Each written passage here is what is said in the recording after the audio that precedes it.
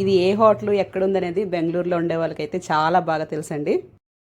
పెనం చూసారు కదా ఎంత వేడిగా ఉందో, ఎంత వాటర్ వేసినా ఆవిరైపోతుంది అనమాట. అసలు ఒక చుక్క కూడా నీరు నిలబడట్లేదు, అంత హీట్ ఎక్కింది పెనం. ఈ పెనాన్ని ఇప్పుడు బాగా గ్లాస్తో వాటర్లు బాగా పోసేసి దీన్ని ఇప్పుడు చీపుతో శుభ్రంగా క్లీన్ చేసేస్తాడు అనమాట అబ్బాయి. ఎందుకంటే పెనం ఇంత బాగా వేడెక్కితే తప్ప మనకి అంత క్రిస్పీగా కరకరలాడుతూ దోశ రెడీ అవ్వదన్నమాట. సో చూసారు కదా, అంత వాటర్ పోసి ఆ వేడంతా ఒకసారి కడిగేస్తారు. ఇప్పుడు క్లీన్గా ఉంది. అలాగే పెనం కూడా శుభ్రంగా వేడెక్కింది కదా, దీన్ని చక్కటి క్లాత్తో ఇలా తుడిచేస్తారనమాట నీట్గా. ఇప్పుడు దీని మీద దోశలు వేయడం చూద్దాం మనం ఎలా వేస్తారో.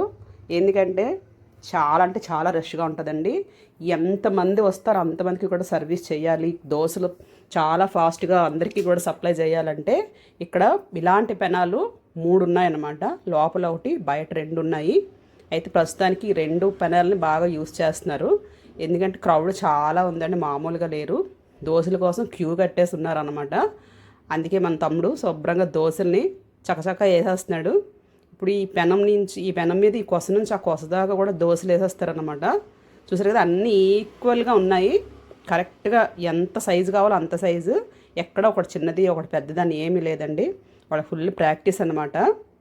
ఇప్పుడు ఎన్ని ఉన్నాయి మనకి టోటల్ 12, 6, 6, 12, 12, 3, 15 దోశలు అనమాట. అంటే ఒక ట్రిప్కి 15 దోశలు. అది కూడా ఎక్కువ టైం పట్టట్లేదండి. జస్ట్ వేసిన తర్వాత 5 నిమిషాలు దోశ రెడీ అయిపోతుంది. అంత ఫాస్ట్గా కాలిపోతున్నాయి అనమాట.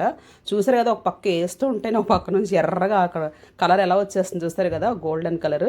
ఇప్పుడు ఇందు మీద ఆయిల్ వేస్తారు. ఫస్ట్ అన్ని దోశలకి ఆయిల్తో తడిపేస్తారనమాట. కొంచెం ఆయిల్ మళ్ళీ వెన్న 2 కూడా ఎక్కువే పడతాయి. లేదంటే దోశ ఇంత మనకి క్రిస్పీగా రాదు. మనం ఇంట్లో చేసుకున్నా కూడా బాగా బటర్ వేస్తే తప్ప మనకి రోస్ట్ రాదనమాట. ఇప్పుడు దీని మీద చక్కగా బాగా వెన్నలు, అంటే ఈ వెన్న వీళ్ళు ఓన్గా రెడీ చేసుకున్న వెన్న అనమాట, బయట కొన్నది కాకుండా. ఆ వెన్నని చక్కగా దీని మీద వేసి తడిపేస్తున్నారు అనమాట. ఫుల్గా అప్లై చేసేస్తున్నారు. చూడండి వెన్న ఎలా అప్లై చేస్తున్నారని. ఇంత ముద్దలు తీసి రాస్తున్నారు అనమాట. కంప్లీట్ మనకి బటర్ దోశలా ఉంటుంది. చూడండి, దగ్గర నుంచి చూపిస్తాను. ఒక ముద్ద తీసి అందు మీద పెడుతున్నారు, పెట్టి మొత్తం అంతా స్ప్రెడ్ చేస్తారనమాట.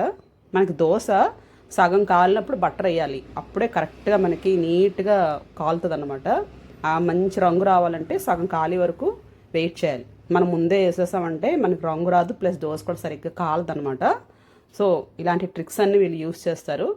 అప్పుడు ఇందు మధ్యలో కూర పెట్టేస్తారు అనమాట. బంగాళదుంప ఇది చేస్తారు, ముద్ద కూరలాగా బాగుంటుంది, చాలా బాగుంటుంది. మసాలా కూరలా చేస్తారు దీన్ని. ఇప్పుడు ఇందు మీద ఒక్కొక్క ముద్ద తీసి వేసేసి, చూసారు కదా, అన్నిట్లో ఈక్వల్గా ఇలా వేసేస్తారు అనమాట. ఇంకా దోశని తిప్పడం ఉండదు, మరి ఇంకా తిప్పరు, ఇలాగే కాలిపోద్ది అనమాట.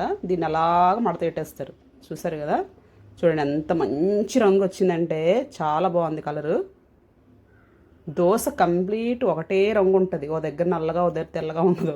మనం ఇంట్లో వేసుకున్నాం అనుకోండి, ఒక సైడ్ బాగా కాలితే ఒక సైడ్ బాగా కాలదు, మధ్యలో కాలితే అంచులు కాలు, అంచులు కాలితే మధ్యలో కాలదు, మచ్చలు మచ్చలుగా ఉంటుంది అనమాట. అంత మిక్స్డ్ కలర్ వస్తుంది. వీళ్ళకి అలా కాదు, వేసారంటే మొత్తం అంతా ఒకటే రంగు వస్తుంది అనమాట. దోశలు రెడీ అయిపోయి, చూసారు కదా, ఒక్కొక్కరికి ఇలా సప్లై చేసేస్తున్నారు, పట్టుకొని వెళ్ళిపోతున్నారు అందరూ. దోశ చట్నీ, ఇప్పుడు ఏదో పాట వస్తుంది కదా, దోశ ఇడ్లీ సాంబార్ చట్నీ అన్నట్టు ఇలా చక్కగా చట్నీలో ముంచుకొని తినేయడమే. సూపర్.